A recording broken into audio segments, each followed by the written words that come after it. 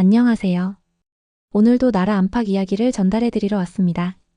외국인들의 눈에 비친 한국의 모습은 때로는 놀라움, 때로는 감동으로 다가오죠. 오늘은 프랑스의 저명한 군사 전문 저널리스트 피에르가 한국을 방문하면서 겪게 되는 놀라운 변화의 이야기를 소개해드리려고 합니다. 한국에 대한 선입견을 가지고 있던 한 외국인이 어떻게 한국의 진정한 가치를 발견하게 되었는지 그 감동적인 여정을 함께 따라가 보실까요? 안녕하세요. 저는 프랑스에서 20년간 군사 전문 저널리스트로 활동해온 피에르 바티스트입니다. 파리의 한 신문사에서 세계 각국의 무기 개발 동향을 취재하며 살아왔죠. 솔직히 말씀드리면 제가 아시아 국가들, 특히 한국에 대해 가지고 있던 인식은 그리 좋지 않았습니다. 기술력이라고는 있어봐야 반도체나 만드는 수준이고 군사 기술은 미국이나 독일, 프랑스 같은 선진국에서 베껴오는 정도라고 생각했거든요. 그런 제가 한국을 주목하게 된 건 지난 11월 프랑스 파리에서 열린 국제방산 전시회에서였습니다. 차가운 가을 바람이 볼을 스치는 아침, 저는 평소처럼 지하철을 타고 포르트 드 베르사유 전시장으로 향했어요. 매년 이맘때면 세계 각국의 방산업체들이 모여 자신들의 최신 무기를 선보이는 이 행사는 제게 있어 1년 중 가장 중요한 취재 현장이었습니다. 전시장에 들어서자마자 눈에 들어온 건 역시 미국의 거대 방산업체들이었어요. 록히드 마틴 부스에는 최신형 F-35 전투기 모형과 함께 각종 미사일 시스템들이 화려한 조명을 받으며 전시되어 있었죠. 부스 담당자들은 정장을 단정하게 차려입고 방문객들에게 자신들의 무기 시스템을 열정적으로 설명하고 있었습니다. 거대한 스크린에서는 각종 무기 시스템의 실전 영상들이 끊임없이 재생되고 있었어요. 패트리어트 미사일 시스템에 대한 프레젠테이션이 진행되고 있었는데 젊은 여성 엔지니어가 레이저 포인터를 들고 설명하고 있었어요. 패트리어트 팩3 미사일은 현재 세계에서 가장 정확한 요격 미사일입니다. 요격 성공률이 95% 이상이죠. 하지만 이어진 설명에서 가격 얘기가 나오자 많은 사람들이 놀라는 표정을 지었습니다.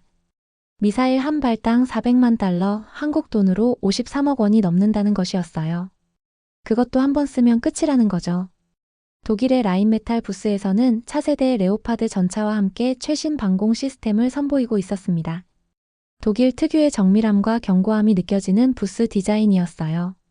담당자는 독일식 억양이 강한 영어로 우리 시스템은 신뢰성이 가장 중요한 특징입니다 라고 강조했어요. 하지만 이 시스템도 한 대당 가격이 수백억 원에 달한다는 설명을 들으니 고개가 절로 저어졌죠. 이스라엘의 라파엘 부스도 정말 인상적이었습니다. 아이언돔 방공 시스템의 최신 버전을 전시하고 있었는데 담당자는 현재까지 90% 이상의 요격 성공률을 보이고 있다며 자랑스럽게 설명했어요. 하지만 아이언돔 미사일 한 발의 가격이 한국 돈으로 1억 원 가까이 된다는 것도 함께 언급했습니다. 그런데 전시장을 둘러보던 중 한 구석에 상대적으로 작고 조용한 부스 하나가 눈에 들어왔어요. 다른 거대 방산업체들의 화려한 부스들과는 달리 소박해 보였습니다. 가까이 다가가니 태극기가 걸려있고 대한민국 국방과학연구소라는 간판이 보였어요. 부스 앞에는 그리 많지 않은 사람들이 모여 있었는데 대부분 아시아계 방문객들이었고 서구 방산업체 관계자들은 거의 보이지 않았어요. 호기심에 더 가까이 다가가니 부스 중앙에 큰 모니터가 설치되어 있고 그 아래에 세계 최초 실전 배치 예정 대드론 레이저 무기 블록건이라는 표지판이 선명하게 보였습니다.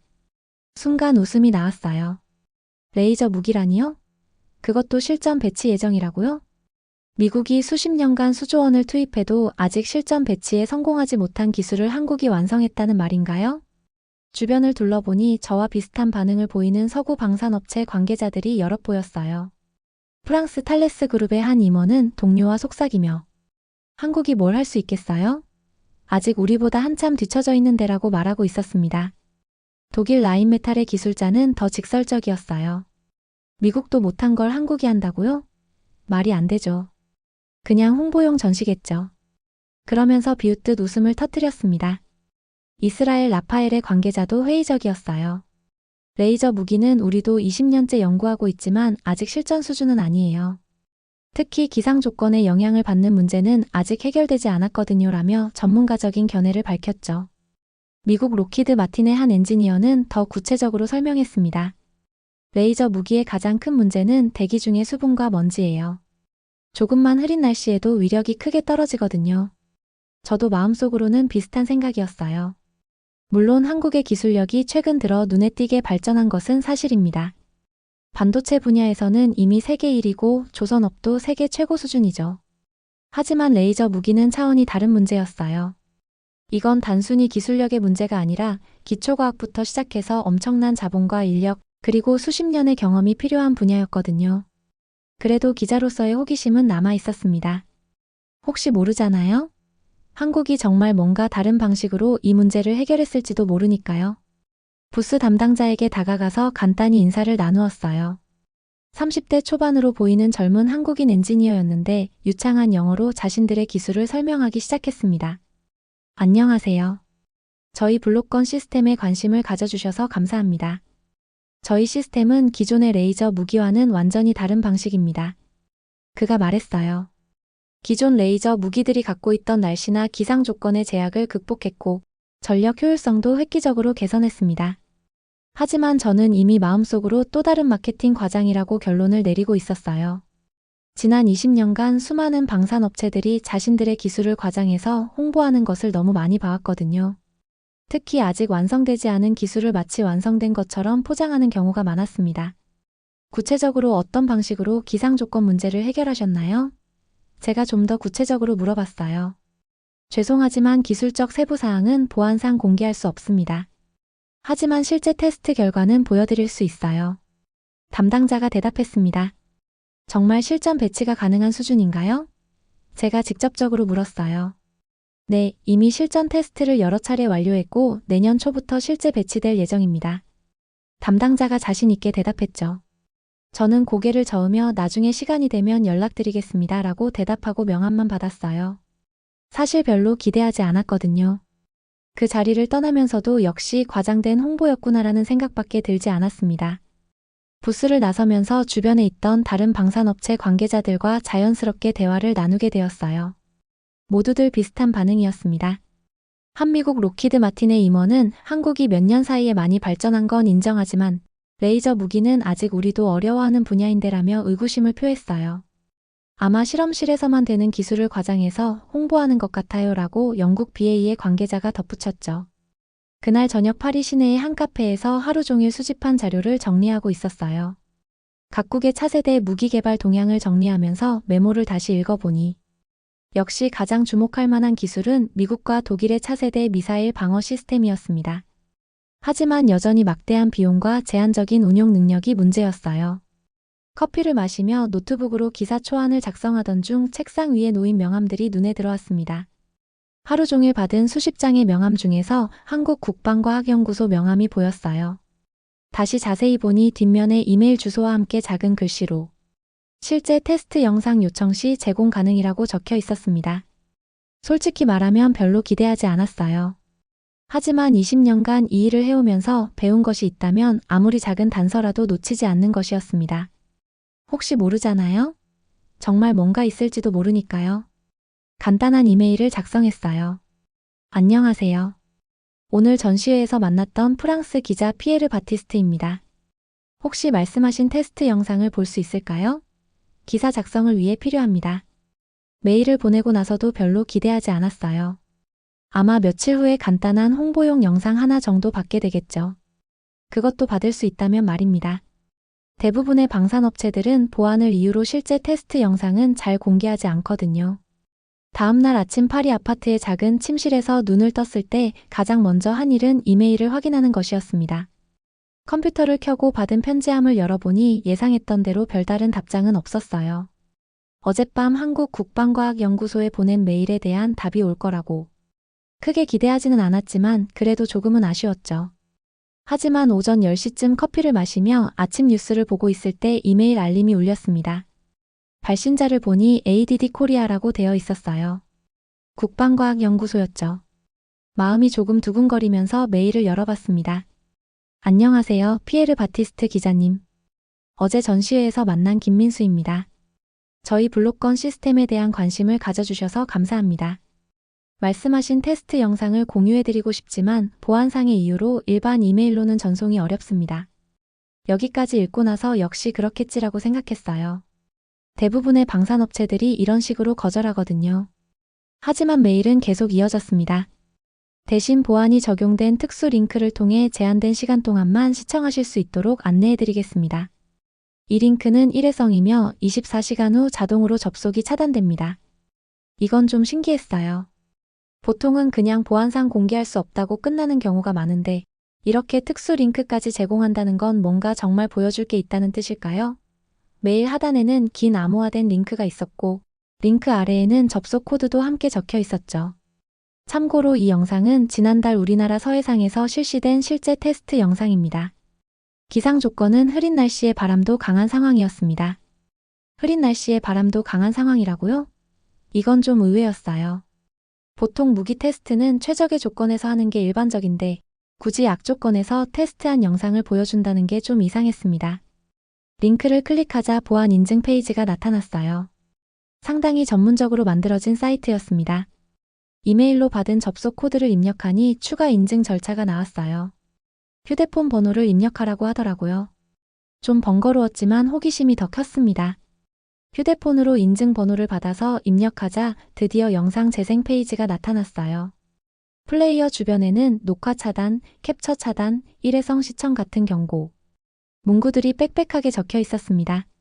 정말 보안에 신경을 많이 쓴 것 같았어요. 영상을 재생하자 먼저 날짜와 시간이 화면에 표시되었습니다. 2024년 10월 27일 오후 3시 15분 서해상 테스트장이라고 되어 있었어요. 그리고 화면에는 회색빛 구름이 가득한 바다가 보였습니다. 정말로 날씨가 좋지 않아 보였어요. 카메라는 해상의 한 함정에서 촬영한 것 같았습니다. 멀리 보이는 또 다른 함정에서 뭔가가 발사되는 모습이 보였어요. 작은 물체들이 하늘로 올라가더니 이내 여러 개의 점으로 흩어졌습니다. 드론들인 것 같았어요. 표적 드론 10대 발사 완료라는 음성이 들렸습니다. 한국어였지만 영어 자막이 함께 제공되고 있었어요. 그 순간 정말 이상한 일이 벌어졌어요. 화면에는 아무것도 보이지 않았는데 드론 하나가 갑자기 연기를 내기 시작했습니다. 그리고 곧바로 바다로 추락했어요. 정말 순식간이었습니다. 뭔가 발사된 게 있나? 화면을 더 자세히 봤지만 미사일이나 포탄 같은 건 전혀 보이지 않았어요. 함정에서 아무것도 발사되지 않았는데 드론이 떨어진 거였습니다. 몇 초 후 두 번째 드론이 똑같은 일을 겪었어요. 갑자기 연기를 내더니 추락했습니다. 1호기 격추 확인, 2호기 격추 확인 이런 음성들이 계속 들렸어요. 이게 레이저 무기라고요?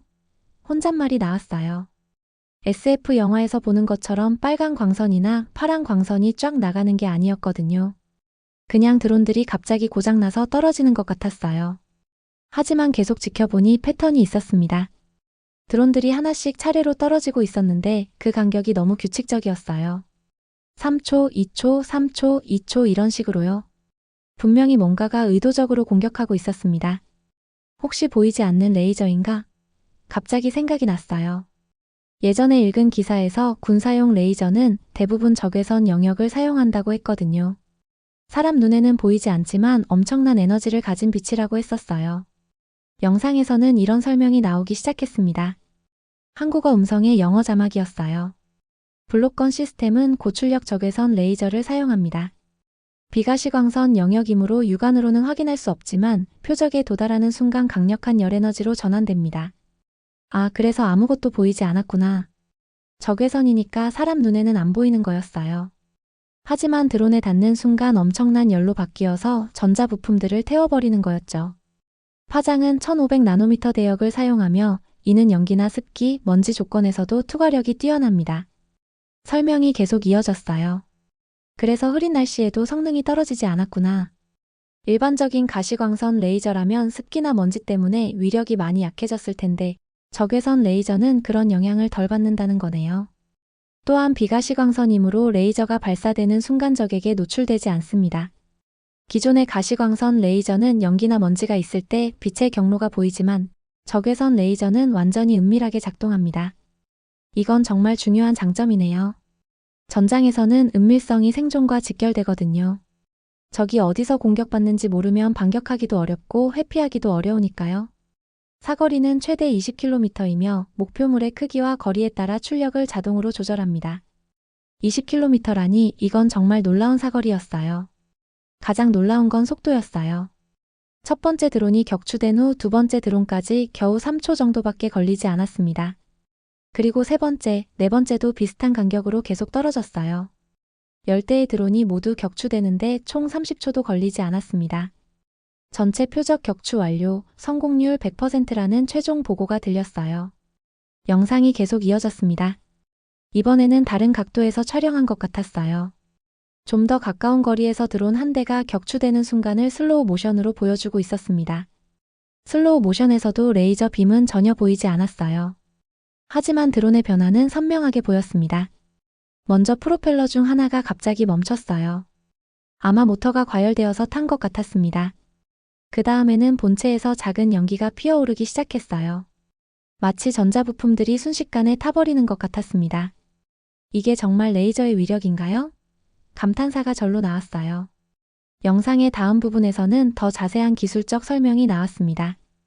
기존의 가시광선 레이저와 달리 적외선 레이저는 대기 중 산란이 적어 먼 거리까지 에너지 손실 없이 도달할 수 있습니다. 특히 1500나노미터 파장대는 수증기나 미세먼지의 영향을 최소화할 수 있는 최적의 파장입니다. 정말 놀라운 일이 벌어졌어요. 이번에는 더 많은 드론들이 동시에 공격해오는 상황이었습니다. 화면에 동시 공격 드론 50대라는 자막이 떴어요. 50대라고요? 정말 많은 수였어요. 화면에는 작은 점들이 구름처럼 몰려오는 모습이 보였습니다. 그런데 정말 신기한 일이 벌어졌습니다. 여전히 아무것도 보이지 않았지만 드론들이 하나둘씩이 아니라 여러 대씩 동시에 떨어지기 시작했어요. 첫 번째 웨이브에서 5대가 동시에 연기를 내며 추락했어요. 와, 동시 다목표 공격이 정말 되는구나. 놀라움을 감추지 못했어요. 그 다음에는 3초 간격으로 4대, 6대, 5대씩 계속 떨어졌습니다. 마치 보이지 않는 여러 개의 손이 동시에 드론들을 잡아채는 것 같았어요. 이게 어떻게 가능한 거지? 혼잣말이 나왔어요. 하나의 레이저로 어떻게 여러 목표를 동시에 공격할 수 있는 걸까요? 화면에 설명이 나왔어요. 블록건 시스템은 위상 배열 레이저 기술을 적용하여 하나의 시스템으로 최대 8개의 목표물을 동시에 공격할 수 있습니다. 각각의 레이저 빔은 독립적으로 제어되며 목표물의 위치와 크기에 따라 출력이 자동 조절됩니다. 위상 배열 레이저라니 이건 정말 첨단 기술이었어요. 레이더에서 쓰는 위상 배열 기술을 레이저에 적용한 거네요. 그래서 여러 방향으로 동시에 레이저를 쏠 수 있는 거였어요. 50대의 드론이 모두 격추되는데 걸린 시간은 약 2분이었어요. 중간에 잠깐씩 멈추는 구간들이 있었는데 아마 시스템이 다음 목표들을 스캔하고 조준하는 시간인 것 같았어요. 그런데 이때 갑자기 제 호텔 로비에서 낯선 남자가 다가왔어요. 40대 중반 정도로 보이는 동양인이었는데 값비싼 정장을 입고 있었지만 어딘가 부자연스러운 느낌이 들었어요. 피에르 바티스트 기자님이시죠? 그가 유창한 영어로 말을 걸었습니다. 제 소개를 드리죠. 왕웨이라고 합니다. 아, 한국의 레이저 무기 시스템에 대해 취재하고 계시다고 들었어요. 왕웨이가 친근한 미소를 지으며 말했습니다. 저도 방산 분야에서 일하고 있어서 관심이 많거든요. 어떤 일을 하시는지 물어보니 아시아와 유럽 간의 방산, 기술 컨설팅을 하고 있어요 라고 명함을 건네며 말했습니다. 명함을 받아보니 유로아시아 컨설팅이라는 회사명이 적혀 있었어요. 하지만 뭔가 어색했습니다. 디자인도 어설프고 회사 정보도 부실해 보였어요. 여기서 얘기하기엔 좀 그렇고 근처에 조용한 곳이 있을까요?